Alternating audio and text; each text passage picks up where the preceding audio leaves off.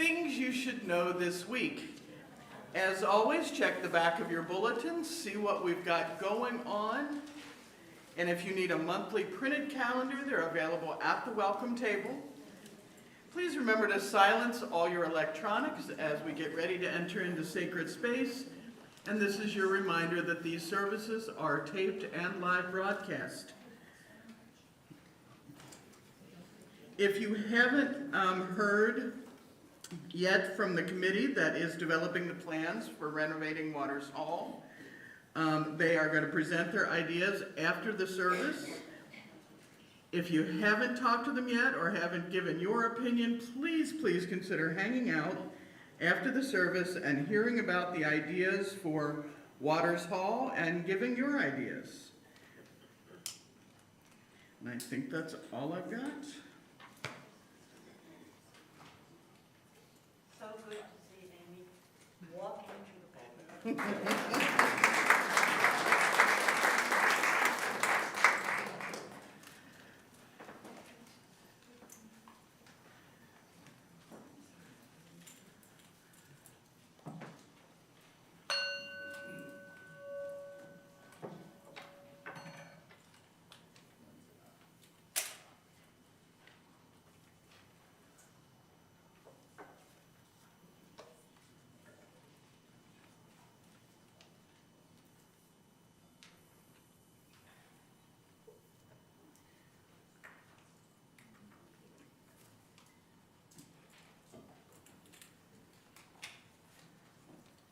We light this chalice for the earth, of which we are all a part. We pledge to care for what it needs and hold it in our heart. Good morning. Good morning. And welcome. Welcome to the Unitarian Universalist Congregation of Venice, which we lovingly call UCOV. We're so glad you're here for this Earth Day service, our blue dot. Today we celebrate this remarkable planet we call home. The only one so far with coffee, sea turtles, oak trees, and people willing to get up and come here. Carl Sagan reminds us that Earth is just a tiny speck in the vastness of the cosmos, which is both awe-inspiring and, frankly, a good cure for excessive self-importance. It's hard to stay too puffed up when you remember that we are all basically riding through space together on one small, beautiful ball. And what a ball it is. This blue dot gives us sunsets and storms, mangroves and manatees, beaches and banyan trees, and just enough pollen to keep us humble. So wherever you are on your journey, full of wonder, carrying worry, needing hope, just hoping for the best, and hoping that the person next to you remembered that to use deodorant. Welcome, we are all here. Welcome to this community. Welcome to this hour. Welcome to this shared act of gratitude for the earth that holds us all. Thank you, Lisa.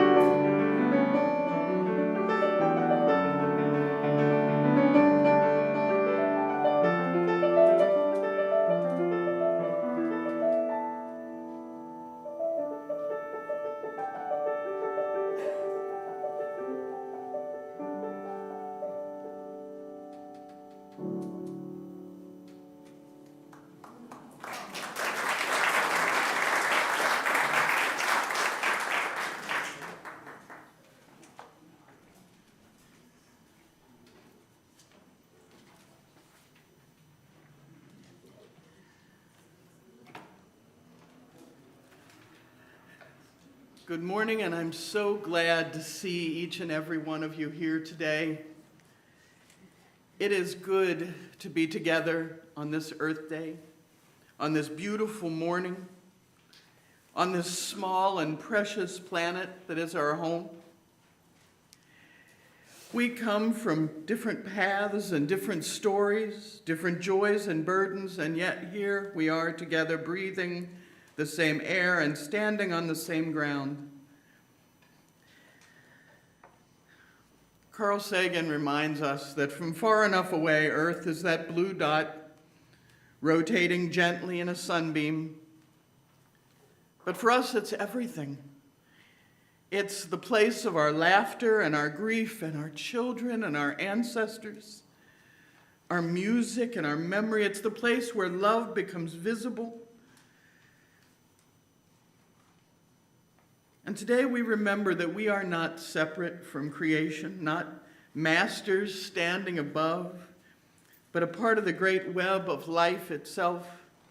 We belong to the earth and to one another, to the soil and the sea, the clouds, the wild bird song, the leaping dolphin, and the tender human heart. They are all bound together in one sacred whole. So let us enter into this hour with gratitude and humility, present to the wonder and called again into love. Love for each other, for our home, for this fragile, beautiful blue dot. Come, let us worship here together. Please rise in body or spirit as you are willing and join in singing our opening hymn, number 298, Wake Now My Senses. We're going to do verses 1 and 5.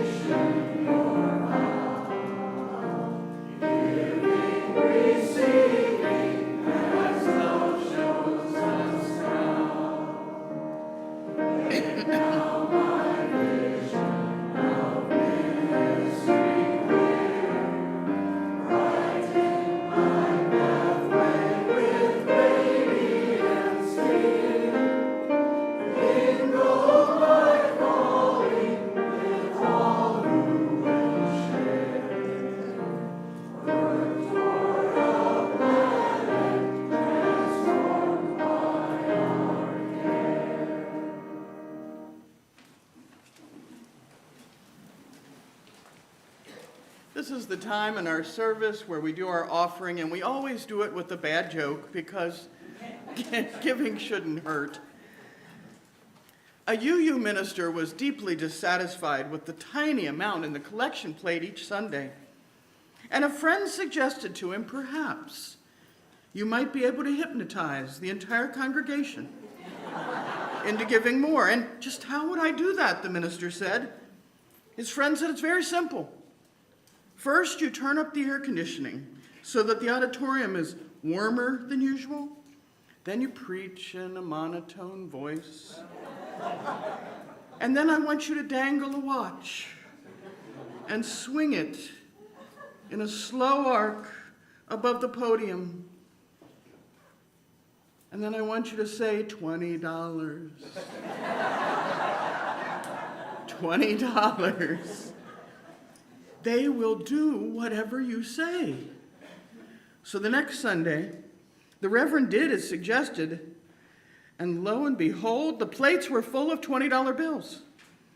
Now the preacher wasn't greedy, so he waited a few weeks and thought, I'm going to try it again. But just as the last of the congregation was becoming mesmerized, the chain on the watch broke. It hit the podium with a loud thud and exploded everywhere. Crap, said the pastor loudly.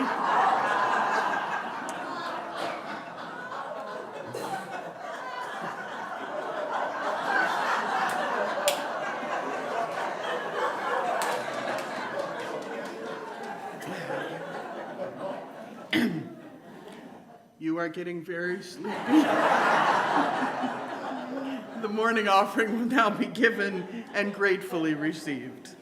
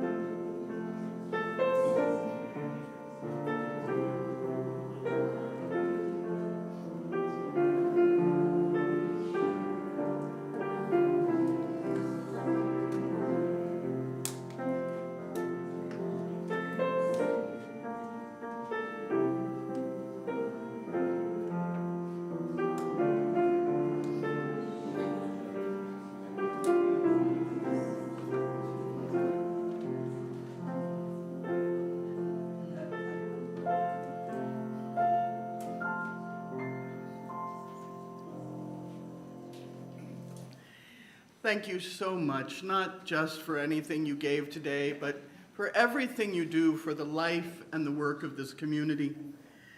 Because it's as a community of human hands and human hearts that we come together here to celebrate life's joys and to minister to each other through life's sorrow.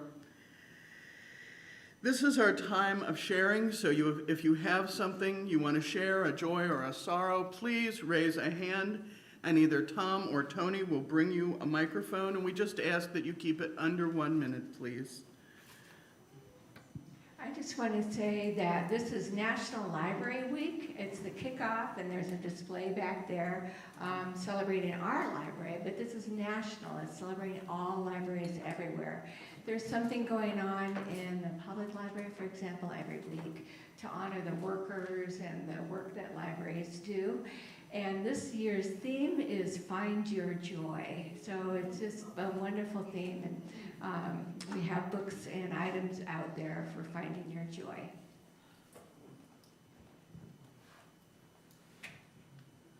Good morning. I'm Olga Hebert.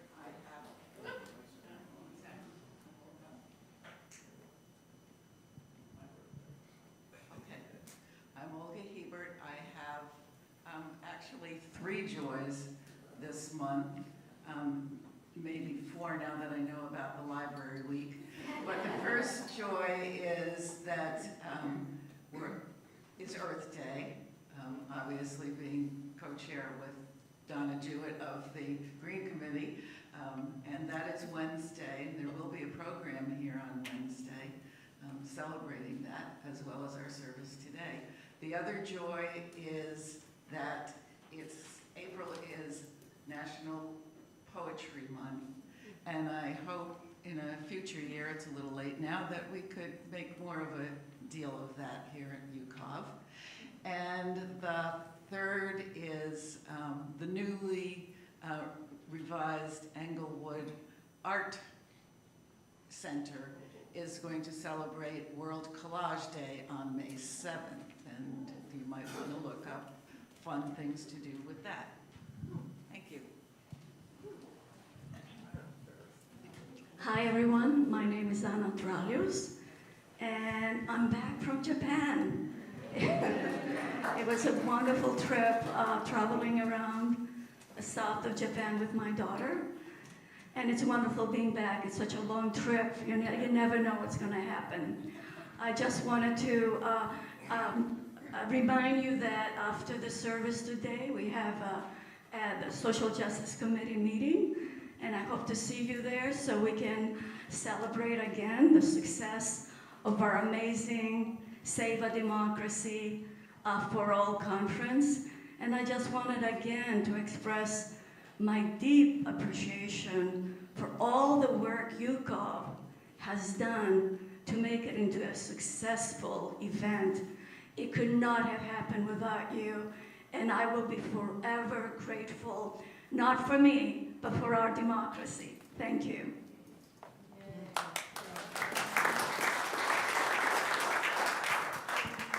Good morning, my name is Glenn. This is the first time I've been here. I want to thank you all for the warm welcome from Northport. Came down about a year and a half ago to take care of my mom. She's been ill.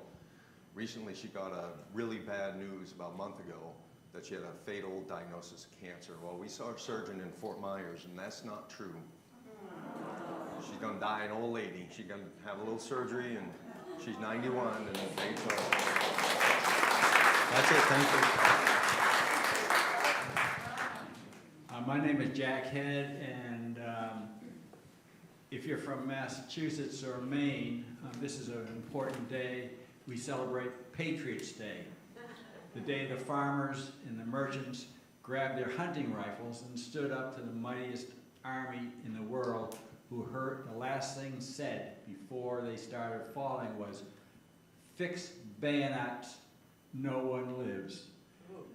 So we celebrate those patriots on Patriots' Day, and in Maine and Massachusetts, it's a state holiday.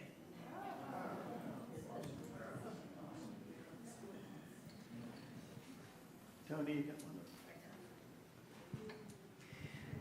Hello, my name's Tina Putney, and on the way here, I was listening to Hidden Brain. Does anyone listen to that on NPR? And it's the psychology of protesting and the different examples in different countries and what happened, what to do, what not to do, what worked, what didn't work, and it was really illuminating. And I didn't get to listen to the whole thing, but I'm going to look it up online after.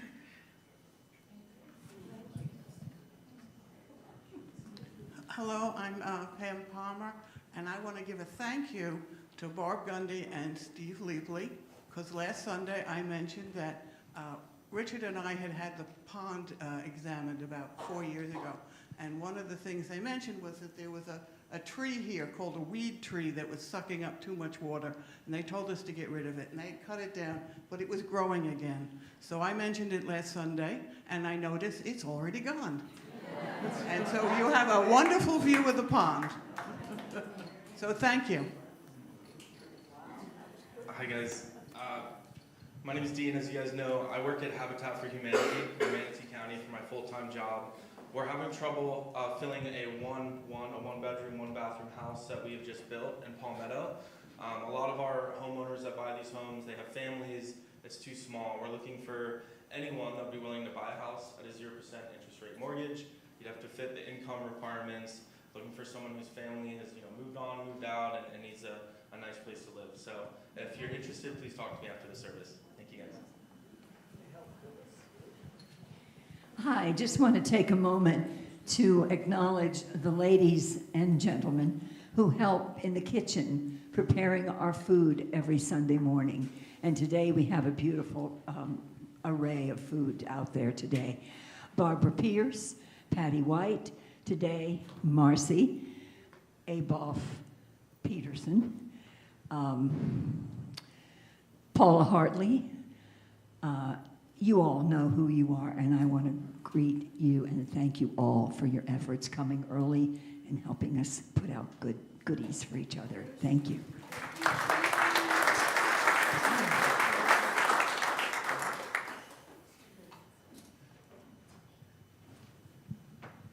It's on? Yes, it is.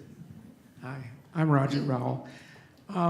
So as we celebrate Earth Day, we have to also remember that Mother Earth has pneumonia. And the solution is we have to elect leaders who will not only, who will protect the Earth. It's critical that we be led, and our democracy and everything else be protected by good quality leaders. So I just want to Let's remember that today. Is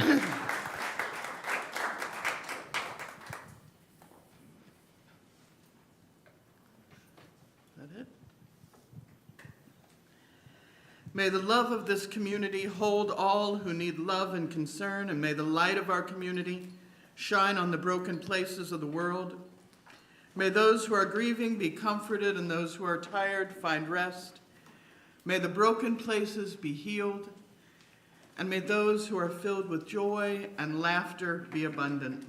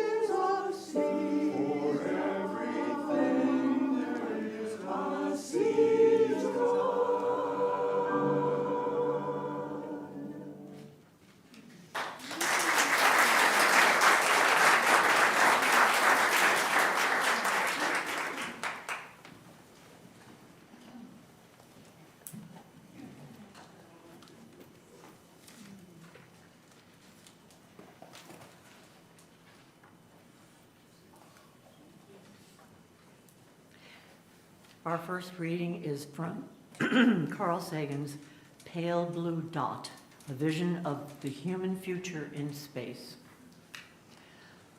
Look again at that dot. That's here. That's home. That's us. On it, everyone you love, everyone you know, everyone you've ever heard of, every human being who ever was, lived out their lives. The aggregate of our joy and suffering, thousands of confident religions, ideologies, and economic doctrines, every hunter and forager, every hero and coward, every creator and destroyer of civilization, every king and peasant, every young couple in love, every mother and father, hopeful child, inventor or an explorer, every teacher of morals, every corrupt politician, every superstar, every supreme leader, every saint and sinner in the history of our species lived here on a mote of dust suspended on a sunbeam. The Earth is a very small stage in a vast cosmic arena. Think of the endless cruelties visited by the inhabitants of one corner of this pixel on the scarcely distinguishable inhabitants of some other corner. How frequent their misunderstandings, how eager they are to kill one another, how fervent their hatreds. Think of the rivers of blood spilled by all those generals and emperors so that in glory and triumph they could become the momentary masters of a fraction of a dot. Our posturings, our imagined self-importance, the delusion that we have some privileged position in this universe are challenged by this point of pale light. Our planet is a lonely speck in the great enveloping cosmic dark. In our obscurity, in all this vastness, there is no hint that help will come from elsewhere to save us from ourselves. The Earth is the only world known so far to harbor life. There is nowhere else, at least not in the near future, to which our species could migrate. Yes, visit. Settle? Not yet. Like it or not, for the moment, the Earth is where we make our stand. It has been said that astronomy is a humbling and character-building experience. There is perhaps no better demonstration of the folly of human conceits than this distant image of our tiny world. To me, it underscores our responsibility to deal more kindly with one another and to preserve and cherish the pale blue dot, the only home we've ever known. On this Earth Day, our meditation will be the Earth Day Prayer by Laura Horton Ludwig.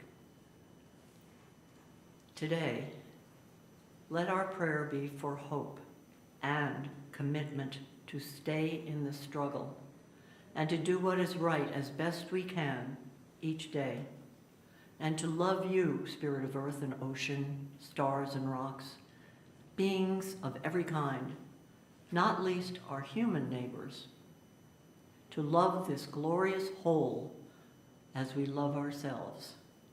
For we are you and you are us. Blessed be. With these words in mind, please join in a moment of silent thought, meditation, or prayer.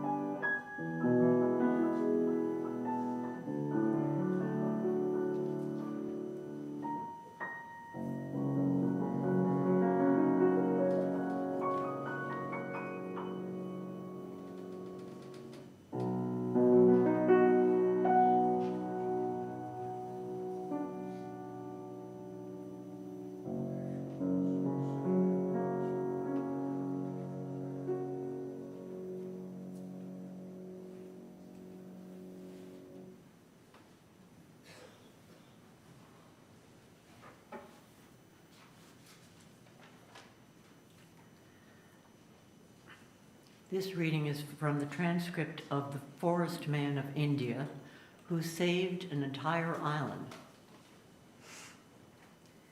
Every now and then I'll stare out the window and wonder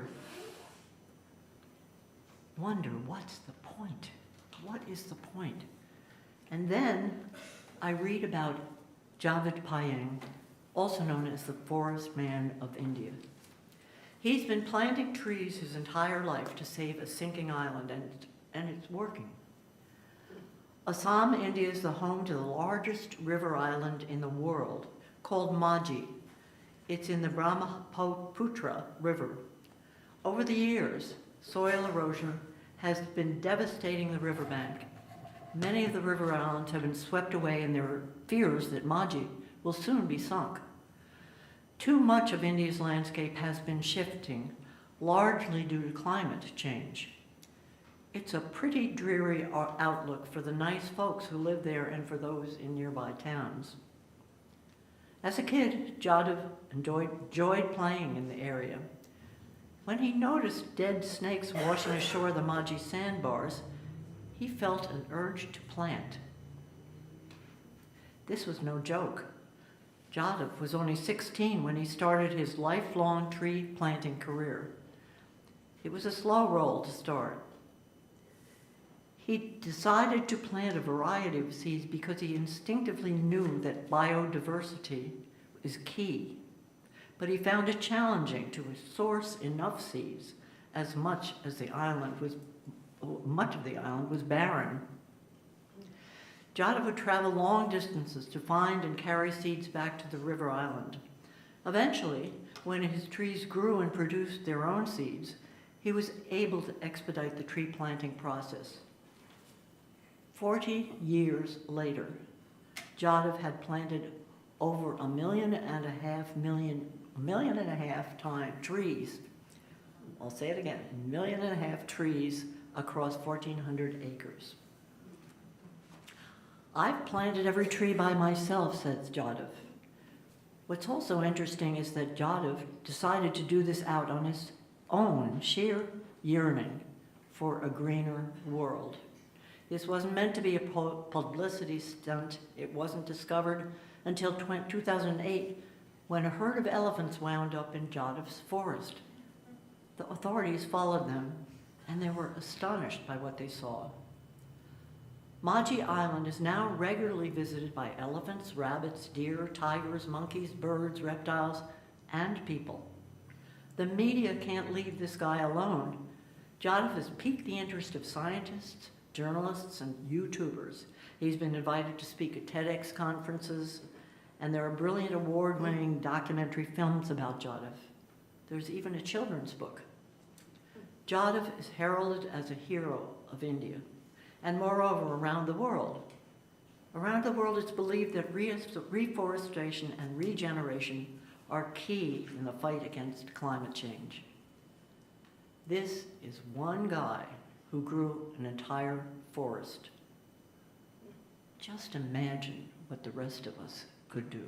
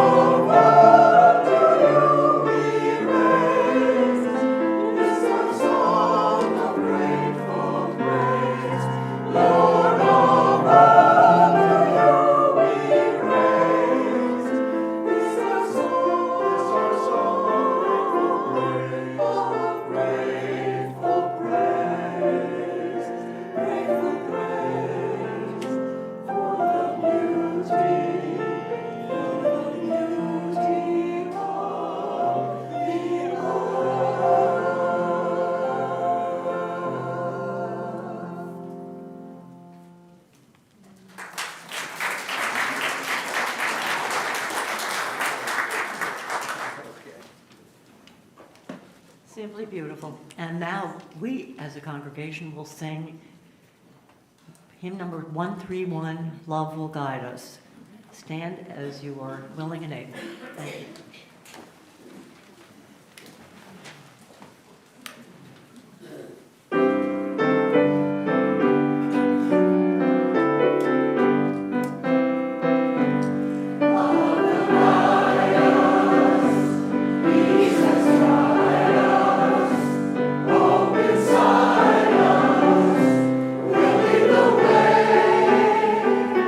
On the road from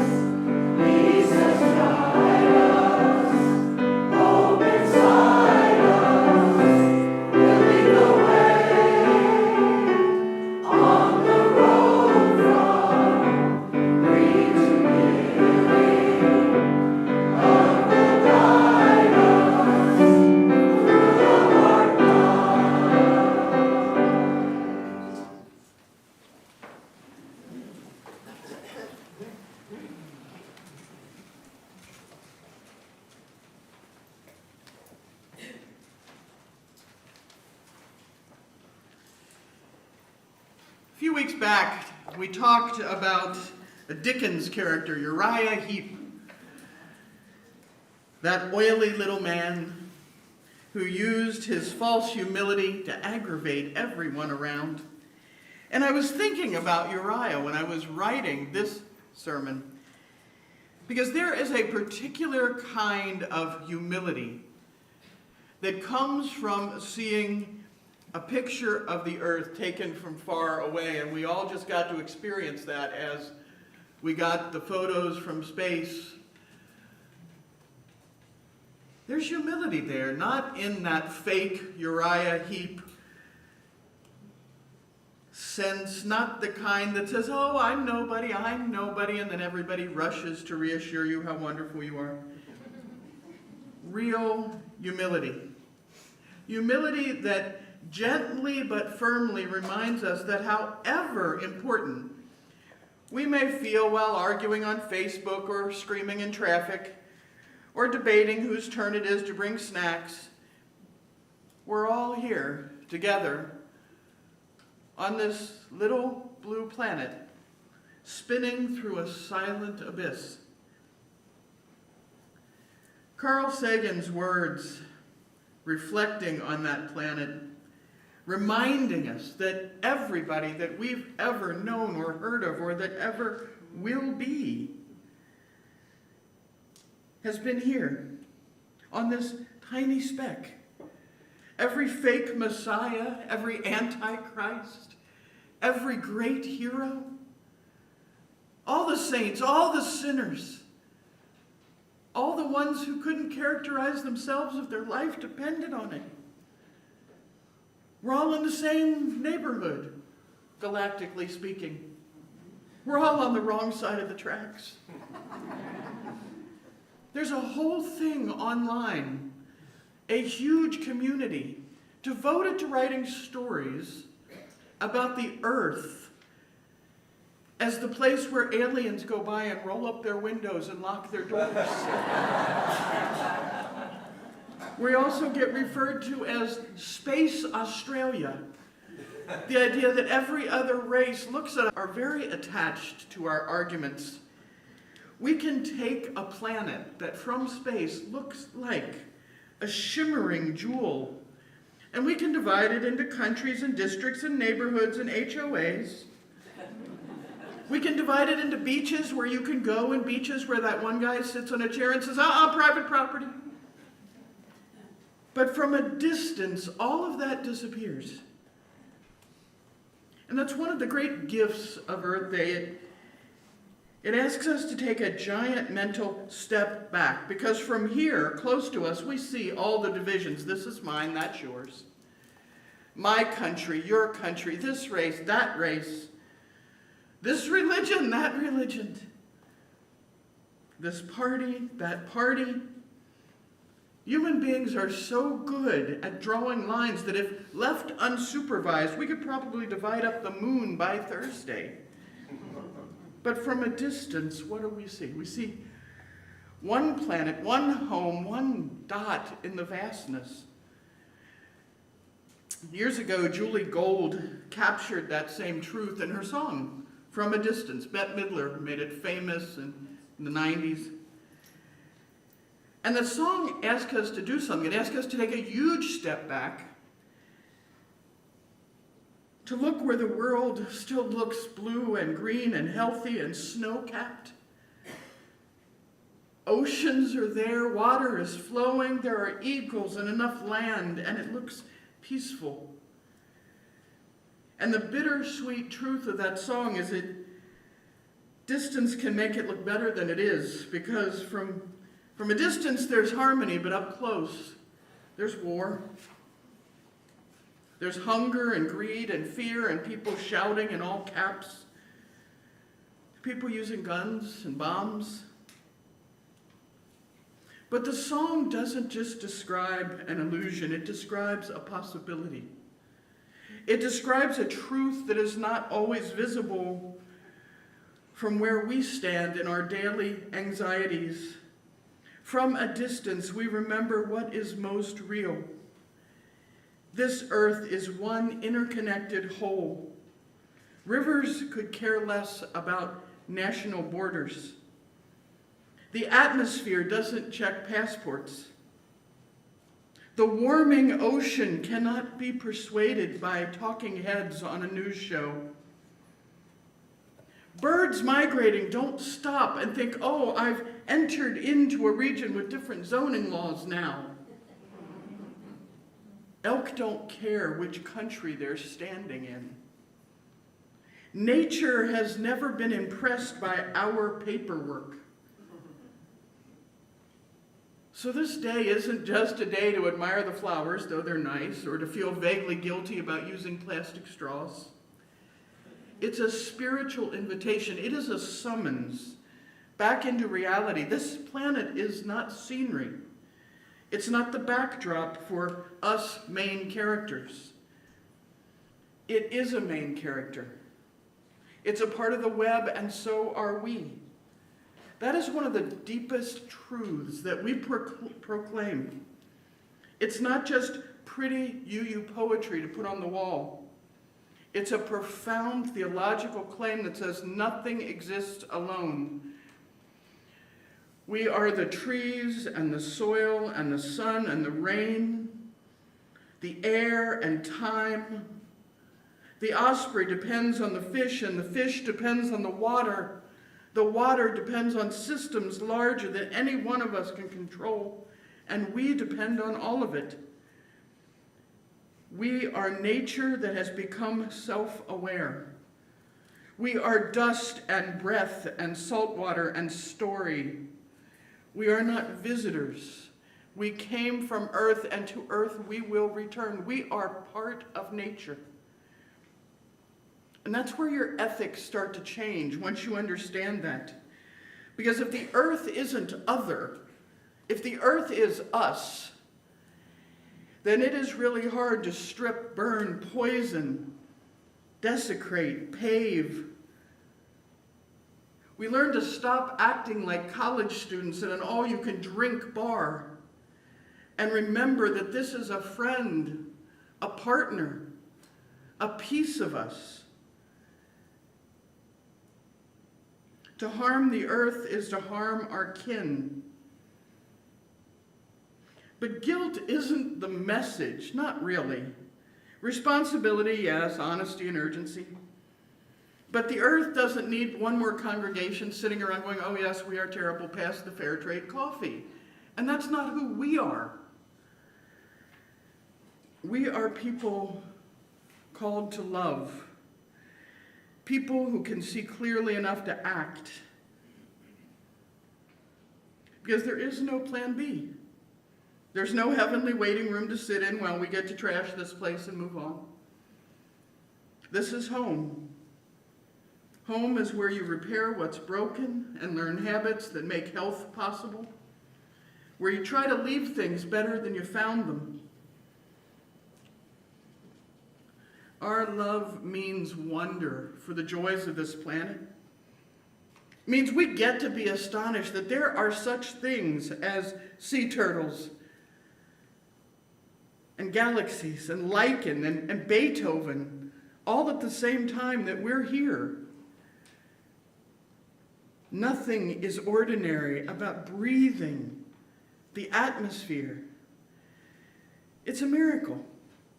And that means humility, not self-hatred, but proportion.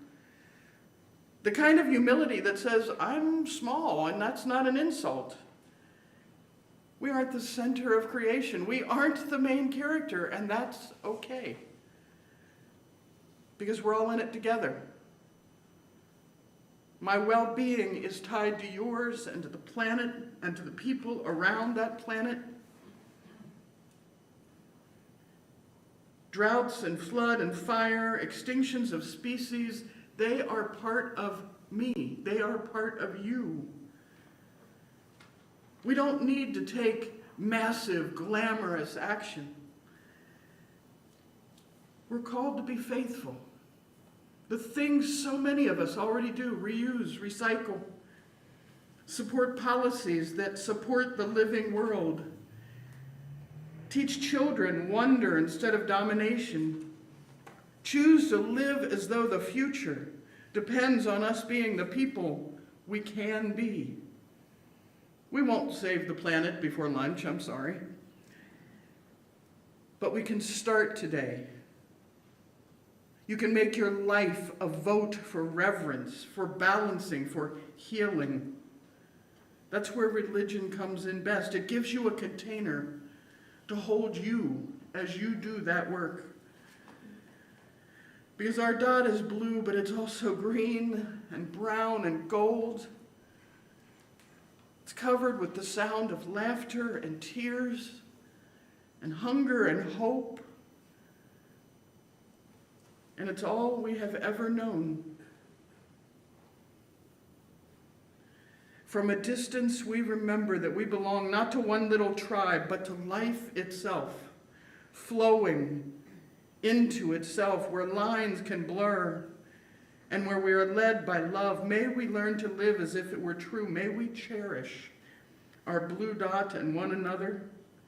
May we remember to step back and see what has been true all along.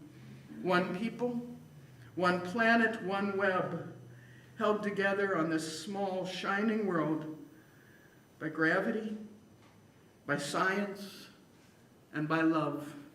Amen.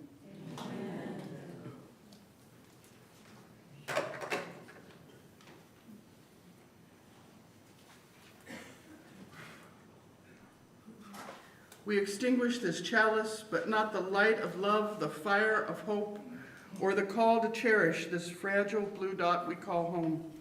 May we go forth with grateful hearts, ready to care for one another and the earth.